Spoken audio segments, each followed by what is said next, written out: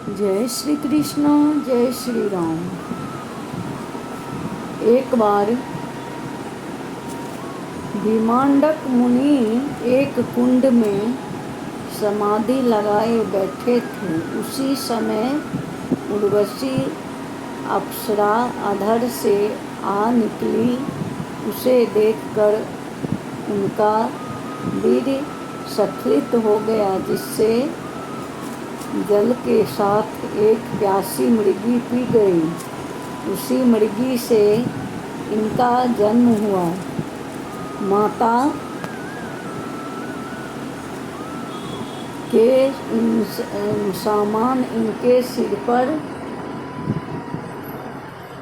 भी एक सिंह था, अतः इनका नाम ऋषि श्रृंग पड़ा।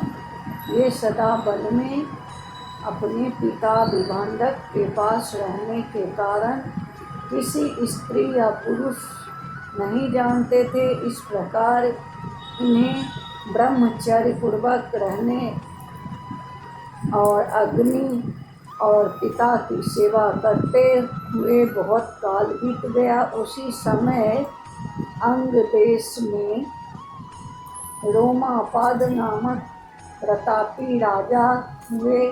उनके राज्य में बड़ा भयानक दुर्भिक्ष पड़ा। प्रजा भूखों मरने लगी। राजा ने सुविज्ञ वेद यज्ञ ब्राह्मणों से अपने कर्मों का, जिसके कारण वर्षा नहीं हो रही है, प्रायश्चित पूछा। उन ब्राह्मणों ने राजा को यह उपाय बताया कि जैसे बने तैसे भीमांडक मुनि के पुत्र ऋषि श्रृंग को यहाँ ले आइए और उनका सत्कार करके यथाविधि उनके साथ अपनी कन्या शांता का विवाह कर दीजिए। राजा चिंतित हुए कि ऋषि को कैसे यहाँ लाया जाए। बहुत सोच विचार कर उन्होंने पुरोहित मंत्रियों से कहा कि आप लोग जाकर ऋषि कुमार को लाओ। परंतु उन लोगों ने निवेदन किया कि हम लोग वहाँ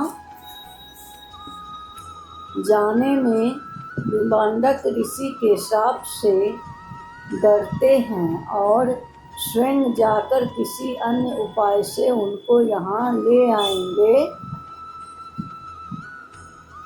जिससे हमको दोष न लगे। मंत्री और पुरोहित निर्विघ्न कार्य होने का यह उपाय बताया कि रूपवती वेश्याएं सत्कार पूर्वक भेजी जाएं। वे अपने कौशल से उन्हें ले आएंगे। राजा ने वहाँ वैसा ही उपाय करने का कारण वेश्याएं भेजी गई। आश्रम के निकट पहुंचकर वे धीरे से ऋषि पुत्र के दर्शन का प्रयत्न करने लगा। ऋषि श्रृंग ने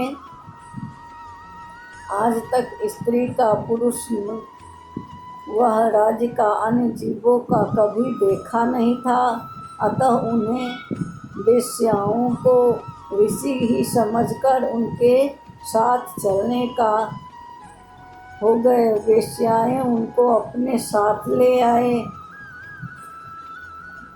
और महात्मा के राज्य में आते ही सहसा जल की बहुत वर्षा हो गई, जिससे प्रजा सुखी होकर राजा के गोद में बहुत वर्षा हो गई, जिससे प्रजा सुखी हुई। राजा रोमापाद ने अपनी पुत्री शांता का विवाह उनसे कर दिया। भृंग वहीं शांता के साथ रहने लगी। अंग देश रोमापाद जी श्री अयोध्या नरेश महादशरथ जी के मित्र थे। वशिष्ठ जी की आज्ञा के अनुसार राजा दशरथ पुत्रेतिष्ठित यज्ञ कराने के लिए स्वयं श्रृंग को लेने लेने के राजा दशरथ दरबार पुरोहित नाम कराने के लेने अंग देश गए। श्री रोमापा जी ने मित्र भाव से उनका सत्कार किया। रूप और उनके अभिप्रायों को जानकर ऋषि सिंह ने शांता सहित उनके साथ जाने का अनुरोध किया। वे राजा शांता सहित उनके साथ जाने का अनुरोध किया। वे राजी हो गए। उनके साथ श्री अयोध्या आकर मंगल मुहूर्त में पुत्रेष्ठित का शुभारंभ किया गया, जिससे अग्निदेव ने प्रसन्न होकर फल प्रदान किया गया।